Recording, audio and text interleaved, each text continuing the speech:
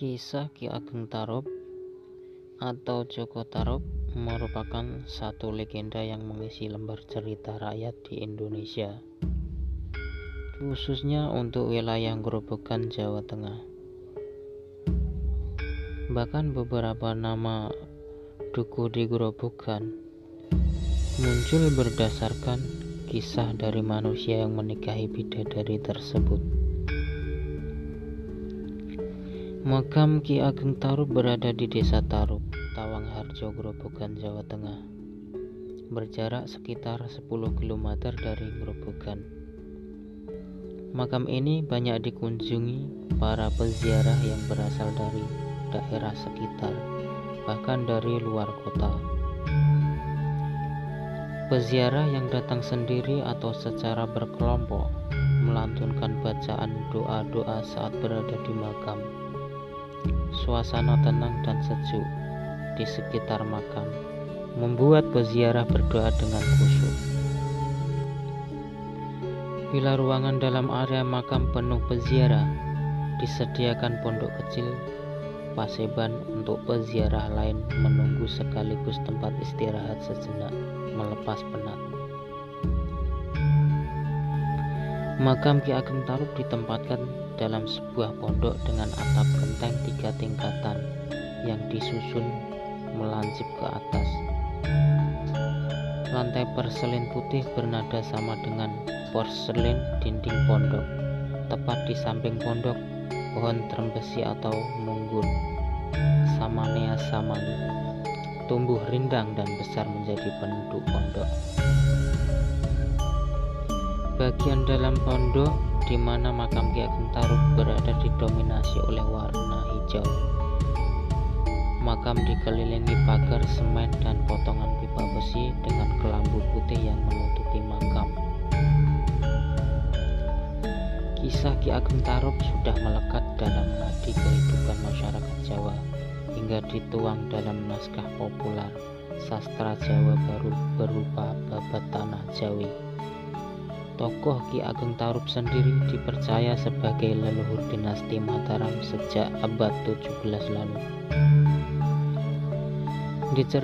Diceritakan, sewaktu muda Ki Ageng Tarub bernama Jaka Tarub dan dikenal sebagai pemuda yang memiliki kesaktian dan senang menjelajah hutan hingga berburu di kawasan yang terkenal keramat.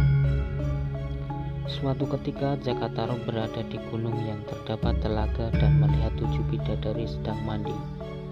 Terpikat oleh pesona kecantikan bidadari, Jaka Tarub mengambil satu pakaian yang tergeletak di rerumputan tepi telaga, dibawa ke rumah dan disembunyikan di bawah tumpukan padi ketan hitam.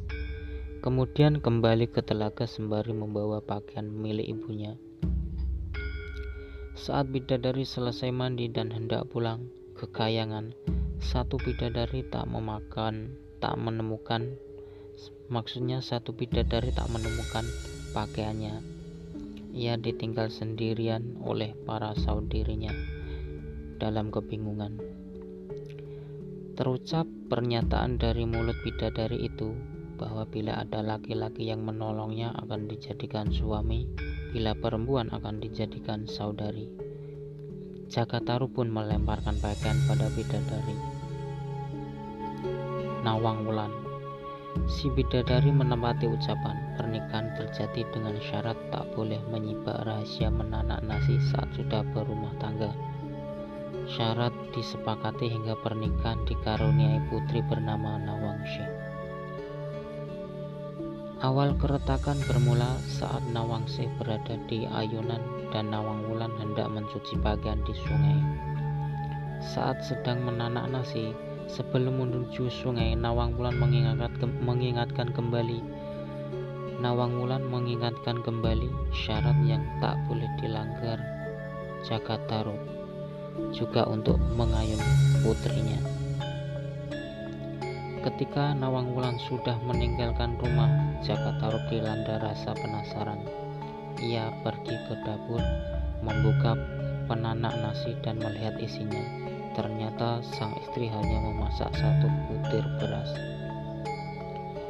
Nawang Wulan kembali dari sungai dan menuju dapur untuk melihat nasi yang sedang ditanak. Ia terperanjat karena bukan nasi yang sudah dimasak yang dilihat, tetapi masih satu butir beras utuh. Pertengkaran terjadi hingga berujung solusi untuk menumbuk banyak butir padi, karena dibutuhkan buliran beras yang banyak untuk memenuhi kebutuhan makan mereka sehari-hari. Sejak itu, saat hendak memasak nasi, Nawang Wulan harus menumbuk beras terlebih dahulu hingga persediaan padi semakin menipis, dan Nawang Wulan menemukan pakaiannya di bawah tumpukan padi. Dengan pakaiannya, Nawang Wulan kembali ke kayangan meninggalkan Jakatarup dan Nawangsi. Ia berpesan pada Jakatarup bahwa hanya akan kembali sewaktu-waktu saat Nawangsi menangis kehausan air susu. Jakatarup merawat sendiri Nawangsi hingga tumbuh dewasa. Suatu ketika Jakatarup menerima utusan Brawijaya Raja Majapahit yang mengantarkan keris pusaka Kiai Mahesa Nular untuk dirawat oleh Jakatarup. Adapun utusan tersebut adalah Ki Buyut Masahar dan Bondan Kejawen. Jakatarup mengetahui bahwa Bondan Kejawen adalah putra kandung Brawijaya dan meminta untuk tinggal bersama di desa, menjadi anak angkatnya dan berganti nama menjadi Lembu Peteng. Akhirnya Nawangsi menikah dengan Lembu Peteng dan dikaruniai anak bernama Ki Ageng Getas Pendowo. Dari Getas Pendowo inilah Ki Ageng Getas Pendowo inilah hadir seorang putra bernama Ki Ageng Sela yang merupakan kakek buyut pendiri Kesultanan Mataram, Panembahan,